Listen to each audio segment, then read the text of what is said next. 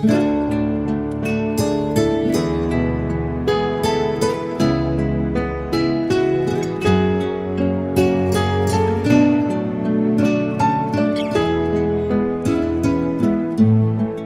nuevo día tenemos hoy, una bendición grande para ustedes, viernes 14 de noviembre.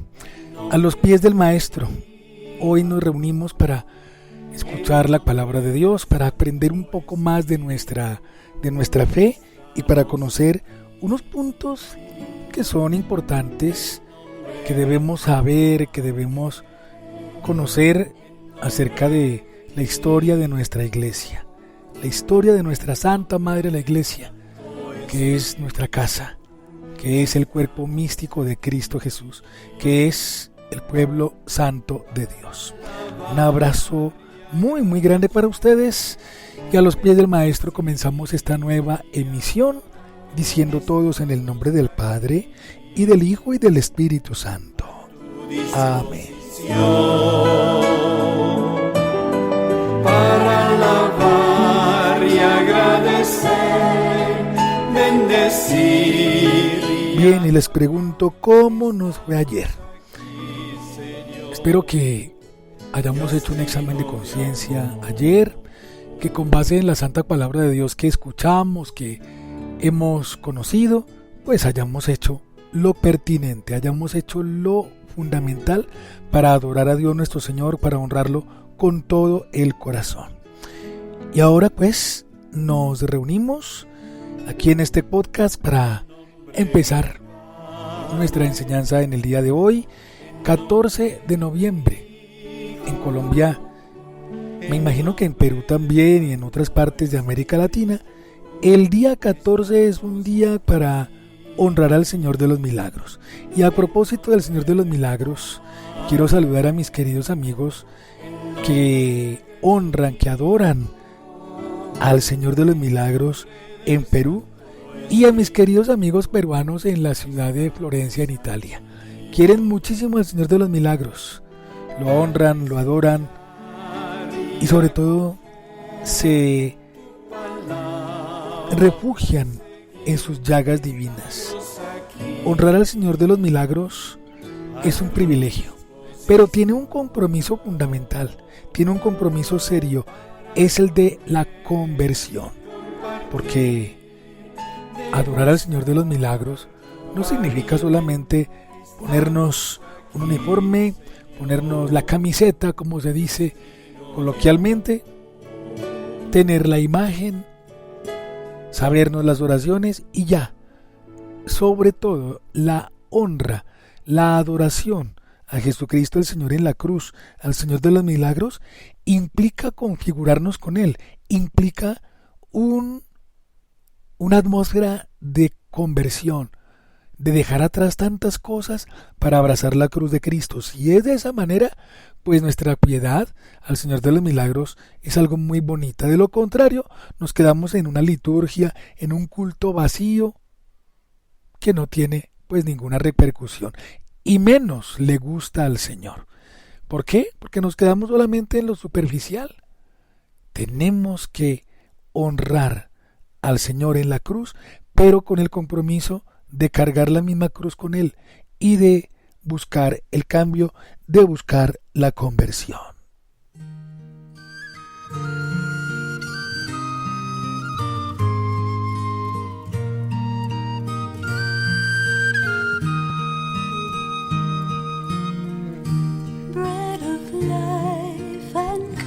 Y les he mencionado del Señor de los Milagros porque hoy en mi parroquia tenemos estas bellas fiestas.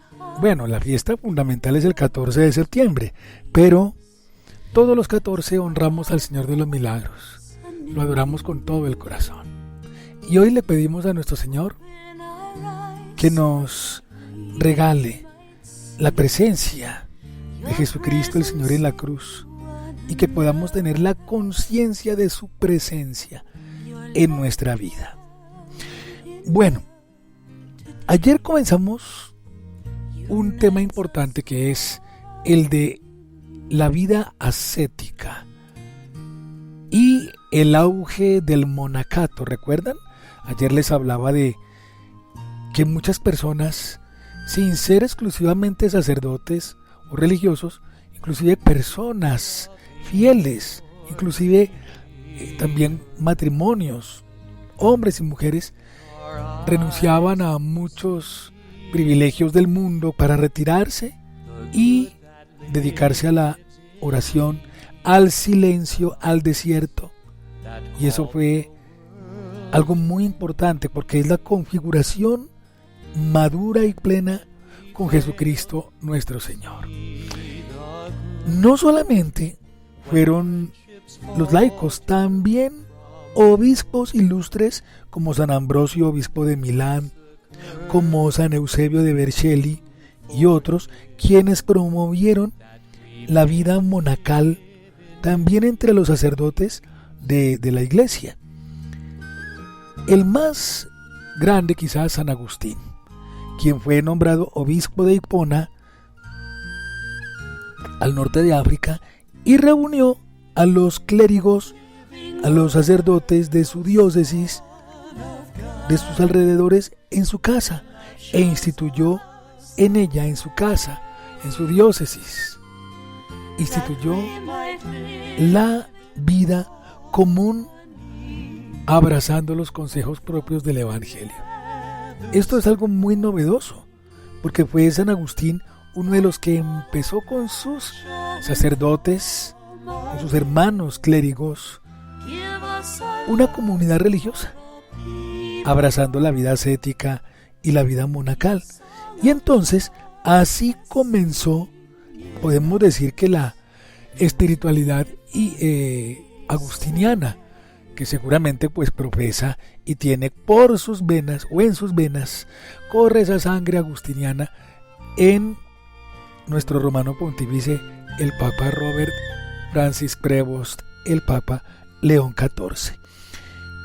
Y también en Occidente surge San Benito Abad, quien en Italia, especialmente en dos monasterios muy hermosos, en el monasterio de Monte Cassino y en Subiaco, él realizó su vida monacal, llamó a unos para que estuvieran con él en la vida ascética, en la vida mística, y compuso la regla benedictina, Ora et Labora, y fue en esos dos lugares, en esos dos monasterios, donde empezó esa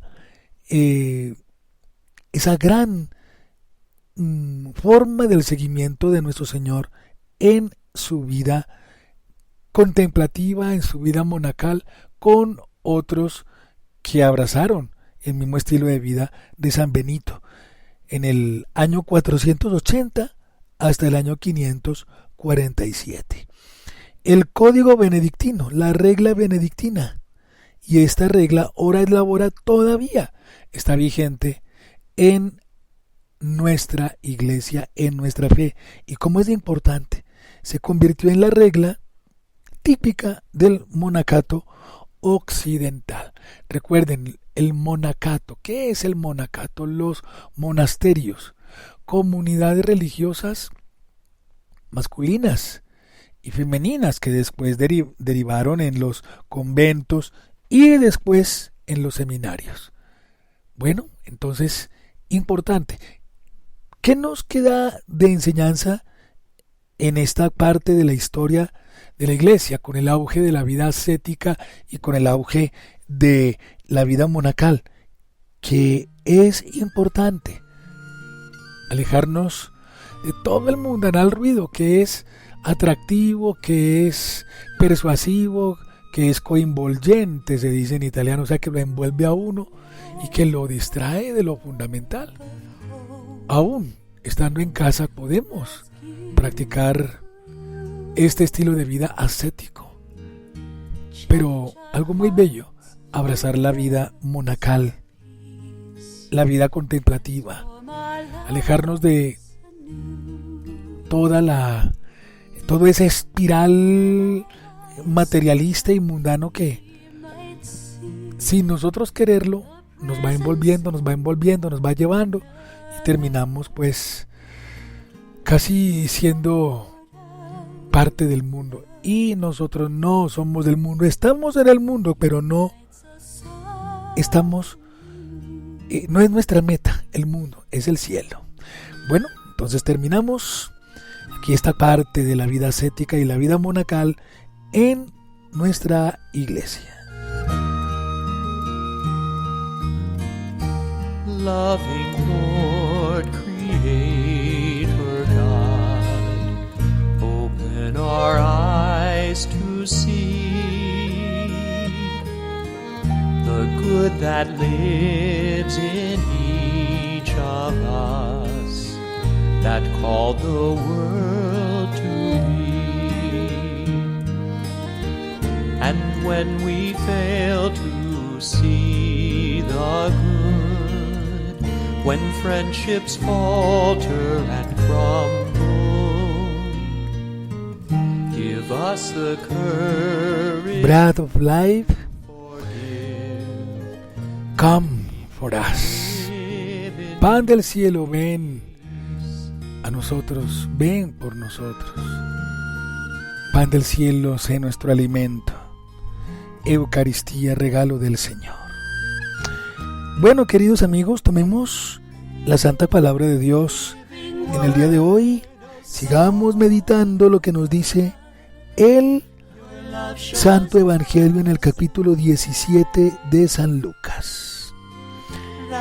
En aquel tiempo dijo Jesús a sus discípulos: como sucedió en los días de Noé, así será también en los días del Hijo del Hombre.